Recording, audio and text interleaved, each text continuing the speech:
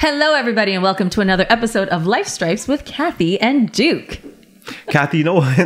You know what's funny? I was asked the question the other day. Why did we name our podcast Life Stripes? Yeah, we do get that a lot. Yeah, and I thought about it, and I was like, it was like simple for me. Yes. We go through ups, downs, obstacles, journeys, Yes. struggles, all of the things that happen in life from you're young to an adult, good, bad, the ugly. We go through it all. Absolutely. You know, health. It's important for us to cover all gamuts of life, right? And that's why we named it Life Stripes. Yes, because in life, you are gaining your stripes by being reflective and understanding and going through the challenges, pushing through and moving to next levels, basically. Exactly. Yeah. So that's what why I think we about named it. it Life Stripes. Exactly. Yes. Because birth to death and everything in between. Right? That's us. Single to marriage. Single to marriage and then divorce Right. to married again. And then Exactly. it's life. It's life It's Life Stripes. with Kathy and Duke.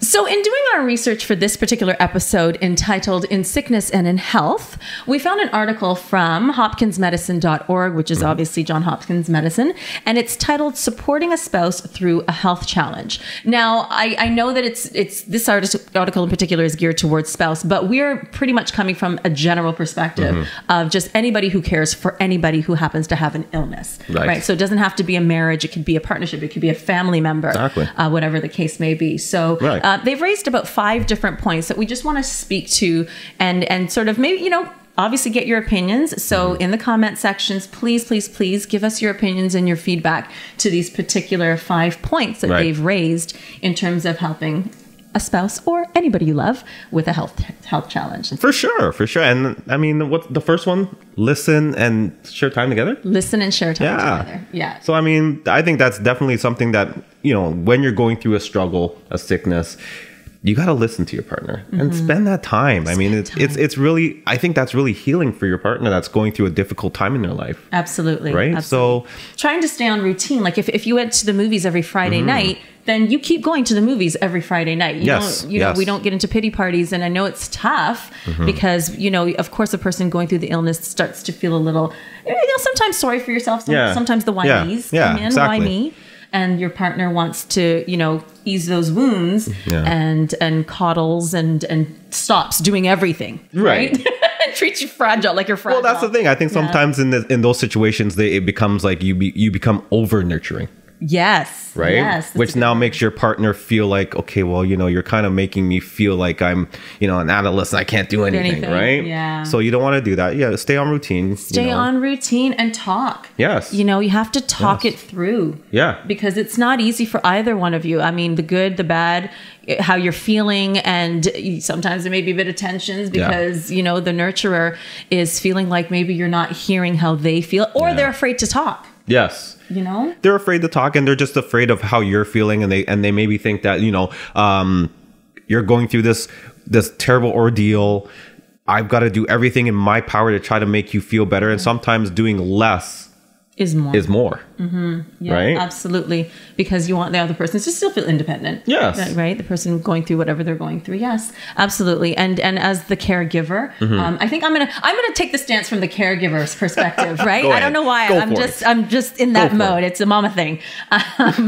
And so you don't want, I think you don't say things sometimes because you don't want to feel like you're taking away from whatever it is they're going through and put yourself as almost a victim, Yeah, for sure. So it's hard. It's a challenge. And so for the person who's going through the illness, it's nice for them to recognize that the other person is trying, and I hope that the caregiver is trying to have a delicate balance of their own emotions 100%. and feeling for their it's really important for the caregiver to be still solid, still strong, that partner, but still bring that normal still side of things to how you're dealing with your partner that's going through that illness. Absolutely. Right. There's going to be times where yes, you may need to be a bit more nurturing because, depending on what that illness is. Yeah.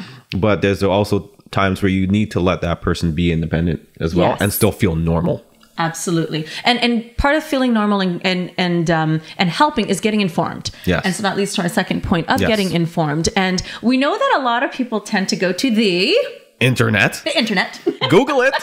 WebMD. Right. And yeah, that's a thing. That's what we all do because it's so readily available on our phones. Yes. And once you hear about an illness, you want to know about it right now. Exactly. And you want to Google every possible angle of this illness. And the dangerous thing, in my opinion, is that you will always find what you're looking for, good, bad, and ugly. But the thing is, you always look at the worst case scenario and you think, oh my gosh, that's me. Yes. Oh no, I'm gonna die. Yeah. Right? Like seriously, like it happens so much. And I can't lie. Like I've done it. Like I've had like certain pains or something like that have happened to me when I was, playing basketball and got hurt or whatever case may be. Or if you've had that, for me, it's like if I've had a lingering injury for a long time, now I'm like, wait, why is this not going away? Right. And then you run to the internet and you go Google it. And the first thing that comes up, of course, is, medical MD. Yeah. And you're like, oh, wait, wow. No, that can't be it. Really? And then all these things start to formulate in your head. A bit of a hypochondriac. Exactly. Yeah. And what happens when you do that is you stress yourself out. Absolutely. You actually make things worse. Yeah, definitely. Right? So then now, it's true. And I hate to say it, guys, we don't really like going to the doctor that much. Yeah, that's a whole other show. So now you're stressed out. You don't know what it is. You read up stuff on the internet. Yeah. And then you finally go to the doctor because guess what? Your nurturer, usually your wife or your girlfriend. It's like, let's go. Okay, stop talking about it. Let's just go and check with the doctor. Right? Yes. And then you're nervous as hell. Exactly. Right. But lending to our third point of talking to the practitioner together. Yes. Together. That's huge because the person with the illness is, of course, going to explain what's going on with them. And there may be things that the caregiver, whether it's a parent, a friend, a spouse, whoever, a good friend, happens to notice certain things about you that you may not have even seen. Yeah, for sure. Right? And they can present that to the doctor just in case there could be a little bit more or less. I don't know. Yeah. And it's funny because I've been to the doctor for I had this pain in my arm for the longest time, like my wrist, and I didn't know what it was. And I remember the doctor asked, so how long have you had this injury? And for the life of me, I could not remember. Right. I just knew it was a long time, but it's like I couldn't. No, I couldn't tell him if it was 2 months, a month, you know what I mean? So you're right. Like having that person that probably understands you better than yourself. Yeah. Probably would help me in that situation. But yeah, I couldn't remember. Yeah, no, that stuff like that's really, really important. And it is important. Yes, absolutely. And we don't think about these things. No, you don't. You just sort of go through motions and you go sit with the doctor. And then the other thing is that you try to take the information home. Yes. So it's always good to have someone with you in these appointments as best as you can, just because you can't remember everything. And if it's happening to you, you're very, very tunnel vision, I think, at times. And you're hearing, it's as much as a doctor may be giving you words of encouragement, I don't know if we always hear the good side of the illness, or maybe we do, or maybe we hold on to only the good. Yes. Who knows? Yeah. It really just depends on how you're receiving the information. But having two people really does give a good balance of making sure that you take it all home the right way. Yes. And the challenging thing with that too, though, sometimes is your spouse or your partner doesn't want you in there. Yeah. So that there is that the other side, and I have to be that devil's advocate. There's that challenge, that barrier sometimes. So, it sounds all great. And these are all the things that you should do. But yeah, there is going to be challenges. And I don't want you to walk away thinking that there isn't challenges, because there is. Lots. There are lots. Right. And you're absolutely right. And when the person with the illness does not want you in the room, that is 100% their right. Yes. And so you have to respect that as the caregiver and just trust that they will get all the information and that they will pass it on to you and that you can be supportive in the right way. Exactly. Yeah. And you know what? Step 4. Step 4. Stop nagging. Stop nagging. Don't be a nag. Yeah. Don't nag. Don't nag. It's a tough thing. It is. Because you want to make sure they're doing everything right. As a caregiver, you want to make sure the other person's doing everything right. So let's take, for example, maybe a person's diabetic. Yes. Right. Being diabetic. I mean, of course, there's type 1, 2, 1 and 2, right? And I think it was type 2 that's more, you can treat it with more healthier diet or stuff like that. See, now you're trying to get me in trouble. There's people who know that I work in a hospital. Oh, I'm sorry. You know what I mean? I will not put my mouth on that because I can't say for sure. That's okay. I'm still Googling it.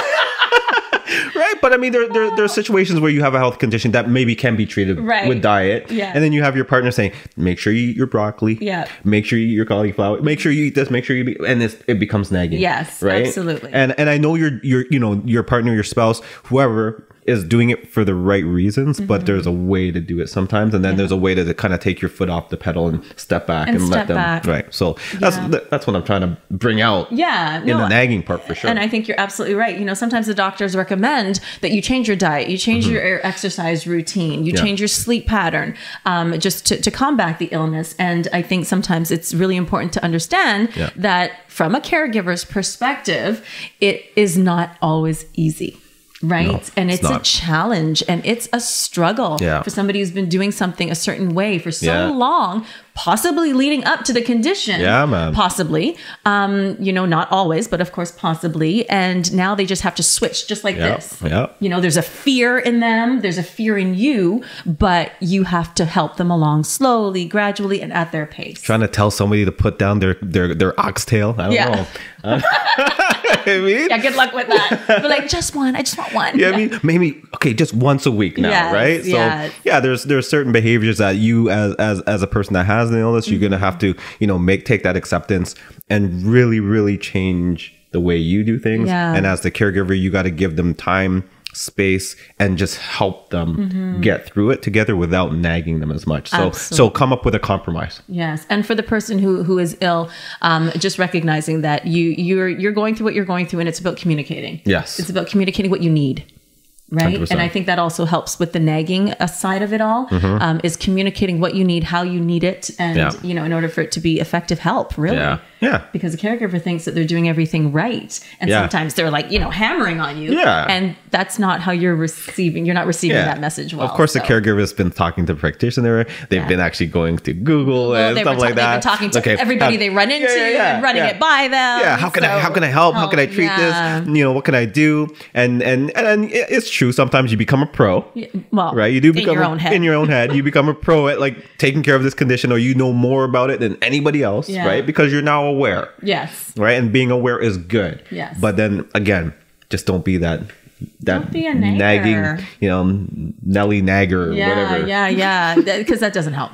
It just doesn't help. Yeah. But at the same time, from the person who does have the illness, accepting help is everything. And that matters. That is the fifth point that they've made. Yes. That you do need to accept help in some form or fashion. Right? Childcare. That's a huge one. Big. Right? House cleaning. Big. Another big one. Big. Food. Big.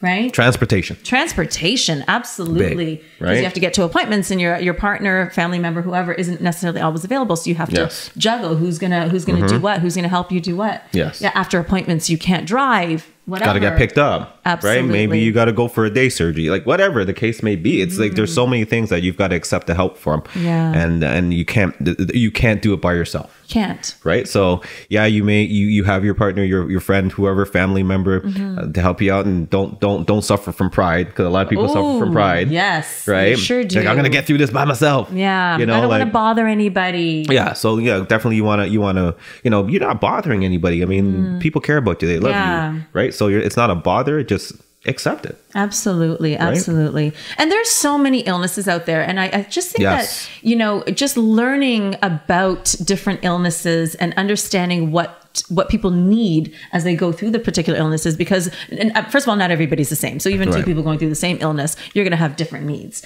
right? Because you have different lifestyles. Yes. But understanding the differences and just listening to each other. Oh my goodness, that's so important. And the help is so important, to ask for the help and to get help. Yes. And I mean, you've got, like I said, you've got so many, and you said it too, there's so many different things, strains of diseases. Most biggest one, of course, we hear about it every day. It's cancer, of course. Right. Yeah. Right. And there's so many different ones. Yeah. Right. Okay. You can go back to, something, I don't think it's small, but diabetes. Yeah.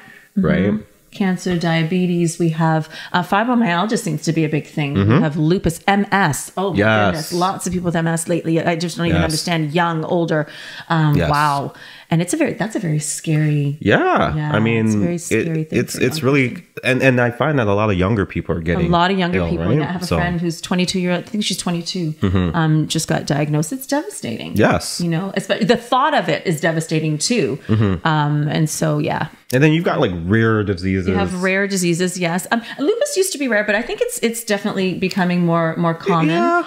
Ehlers-Danlos, that's another thing. That's a hypermobility type disorder. So many things. And mental illness, of course. I remember growing up and having friends that like had sickle cell too. Right? Sickle cell. Oh my goodness, stuff of like course. that. Yes, absolutely. Yeah, that's you know, they say it's like a black disease, but you know, black disorder, and yes, it's definitely up there. Yeah. When it comes to black illnesses, especially obviously diabetes too. But yeah, there's so many illnesses that we have to be aware of. And there's a lot of rare illnesses that we have to be aware of. Yes. And we're hoping to sort of shed some light on these illnesses as we go through sort of this health series. Yeah, we're going to go through our health series. You know, we want to talk about men's health, women's health, you know, mental health, of course, right? Yeah. So all different, again, walks of life. Yeah, because in dealing with all of these things is how we push through and we gain our stripes. Yes. And life is not easy. We never said it was. It's definitely a journey. Yeah. But you know, we're gonna have some fun talking and shedding some light on a bunch of issues. And I mean, like I said, we talk about relationships a bit, and all of these things matter, and all of these things help in relationship. Absolutely. It help your relationship, right? Just understanding these things and being more in tune with your mind, body, and spirit. So and autism, we can't forget. Oh autism yeah, you can't, definitely. Yes. Stuff. Yeah. Alzheimer's, you know, that's a disease, boy. Yeah. My goodness. It's hard to see somebody with that. I was talking to my daughter yesterday actually, and she was at the mall, and she actually met a woman. She was with baby Jay, of course, my grandson. And the woman was like, "Oh, what a beautiful child!" And she started talking to my daughter, and she was like, "Is that your first child?" And my daughter's like, "Yeah." She's like, "Yeah." And then she started talking about her kids and stuff like that. And then like within 2 minutes, she's like, "Is that your first child?" Like, oh yeah, right. So she's the Alzheimer's. Yeah. Oh, okay. Right. And then she's right. So she started. So my daughter didn't know what was happening. She's like, didn't she just ask me? Didn't you just ask me? Right. Yeah. And then she realized, oh, this person has Alzheimer's. Early onset Alzheimer's. Yeah. And then also we should, one of our episodes, we definitely are going to be doing Alzheimer's, because Alzheimer's and dementia. Yeah. Understanding the difference between the two. Oh, this is going to get really good, people. Yes. And these are things that we're interested in talking about, and we're sharing it with you. Exactly. Because I think in life we all want to gain our life stripes. So, you know, having a sit down with us and checking us out every Monday. Exactly. We're hoping that 3 o'clock. Yeah. Don't miss it. Don't miss it. Don't miss it. It's going to get good. Yeah. Go on this journey with us. Yes. We really enjoy this, and we enjoy and welcome your feedback, and we encourage you to do so. And if any of you are interested in also being on our show, and you have something in particular that you want to talk about, we are open. We're open to suggestions. Absolutely. Life Stripes with Kathy and Duke. Bye, guys.